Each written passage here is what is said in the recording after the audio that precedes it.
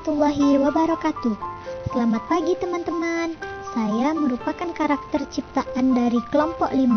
Akan menjelaskan kepada teman-teman semua mengenai materi kita pada hari ini, yaitu tentang struktur dan fungsi serta perkembangbiakan pada hewan. Sebelum itu, saya akan memperkenalkan dulu nama-nama dari anggota kelompok 5. Yang pertama, Dara Kurnia Desta. Yang kedua, Ibtisamah Khairunisa. Yang ketiga, Ovi Haryani Rambe. Yang keempat, Randa Monika.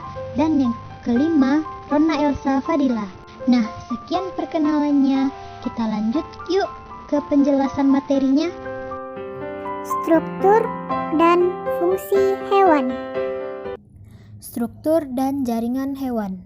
Jaringan adalah kumpulan sel sejenis yang memiliki struktur dan fungsi yang sama untuk membentuk suatu organ.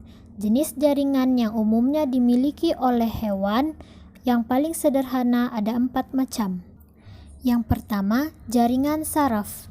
Jaringan saraf merupakan jaringan yang berperan mengirimkan sinyal-sinyal ke seluruh tubuh. Jaringan tersebut disusun oleh sel-sel saraf atau neuron yang dapat kita temukan di otak, urat saraf, dan tulang belakang.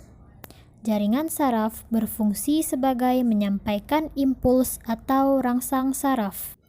Yang kedua, jaringan epitel merupakan jaringan penutup permukaan tubuh, baik permukaan tubuh sebelah luar maupun sebelah dalam.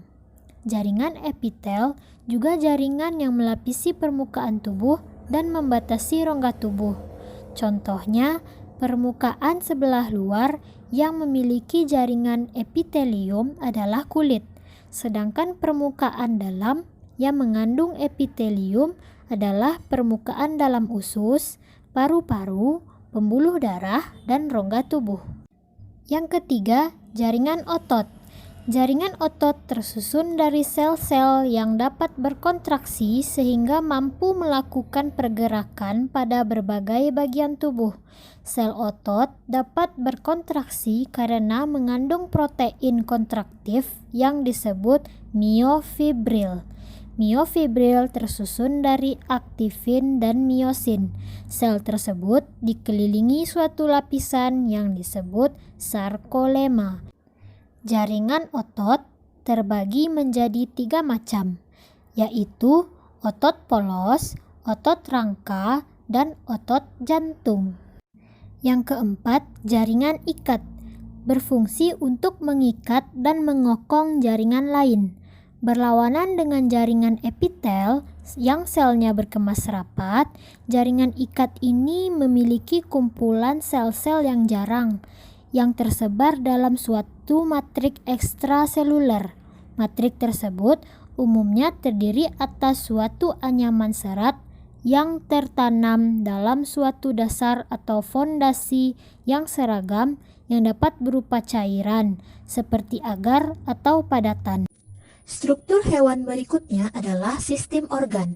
Sistem organ adalah gabungan dari berbagai organ yang melakukan fungsi tertentu di dalam tubuh.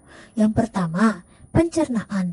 Fungsinya adalah untuk mengolah makanan yang terdiri dari penelanan makanan, pencernaan makanan, penyerapan makanan, dan pembuangan makanan.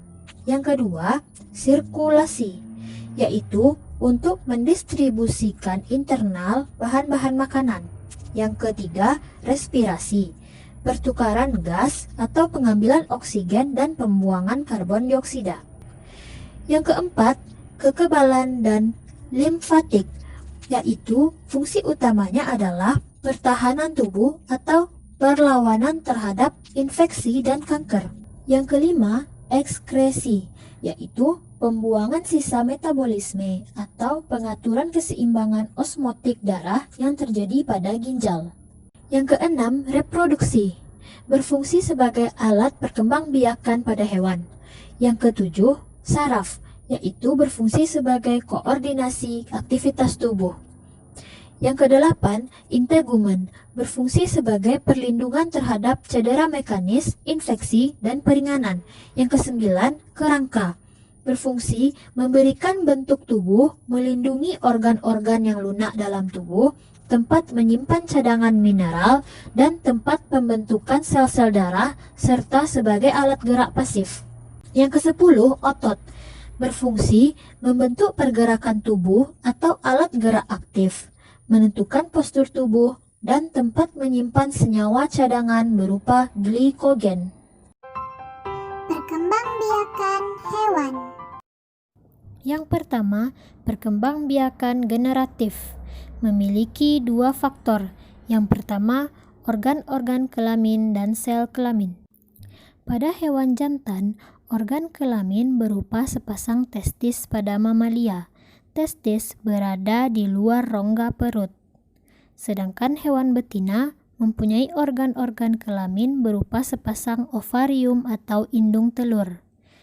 Telur yang dihasilkan disalurkan ke oviduk atau saluran telur.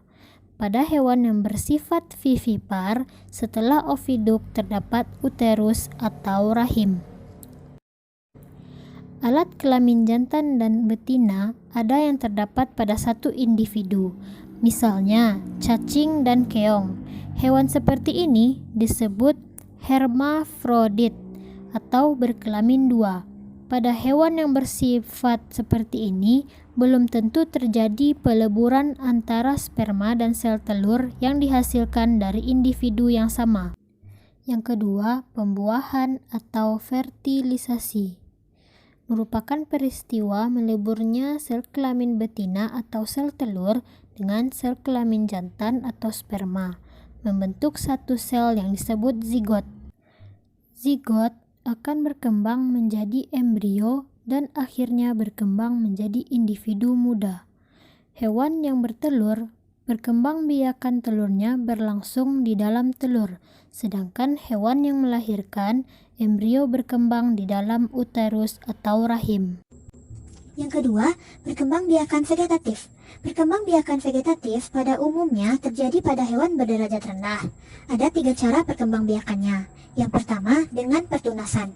Tunas merupakan calon individu baru yang berupa tonjolan dan muncul pada tubuh induknya. Contohnya, ubur-ubur. Tunas berasal dari dinding tubuh induknya yang menonjol makin panjang. Setelah terbentuk tentakel, tunas akan mengambil makanan sendiri. Dan tunas itu akan bertahan pada tubuh induknya sehingga membentuk koloni. Yang kedua, perkembangbiakan dengan cara pembelahan sel.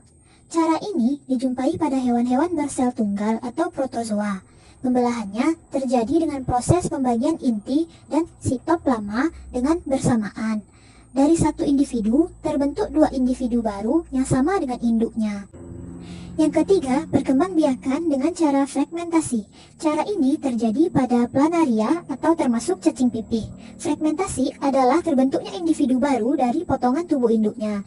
Apabila seekor planaria dipotong menjadi 3, potongan satu bagian kepalanya, potongan kedua badannya, dan potongan ketiga adalah bagian ekornya, maka ketiga potongan tersebut masing-masing akan tumbuh sehingga menjadi 3 individu lengkap. Baiklah teman-teman, dari penjelasan sebelumnya dapat kita simpulkan bahwa struktur pada hewan terdiri dari jaringan saraf, jaringan epitel, jaringan otot, jaringan ikat, dan juga sistem organ. Dan perkembangbiakan pada hewan dapat dilakukan dengan 2 cara. Yang pertama, perkembangbiakan secara kawin atau generatif. Yang kedua, perkembangbiakan vegetatif atau dilakukan dengan 3 cara. Yang pertama dengan cara pertunasan, yang kedua dengan cara pembelahan sel, dan yang ketiga dengan cara fragmentasi. Nah, sekian pembelajaran kita pada hari ini teman-teman. Semoga ilmu yang kita dapatkan bermanfaat. Terima kasih sudah menonton. Assalamualaikum warahmatullahi wabarakatuh.